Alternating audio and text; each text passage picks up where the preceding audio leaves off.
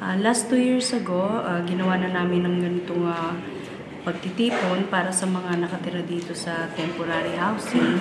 dahil nakikita namin sa kanila yung buhay naming mga dayuhan dito sa Fukushima dahil sa nangyaring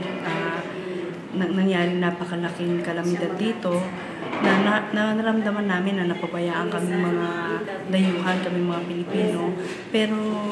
kahit na naging ganun pa man, hindi kami nagdalawang isip para tumulong din sa mga taong nandito sa temporary housing. Kaya muli, last 2 years ago, ginawa namin ginawa para mapasaya sila, para maramdaman din nila yung importansya nila at maramdaman din nila na tulad namin na kahit kami napabayaan, hindi kami natitigil lang dito kundi patuloy pa rin kami nabubuhay para sa pamilya namin.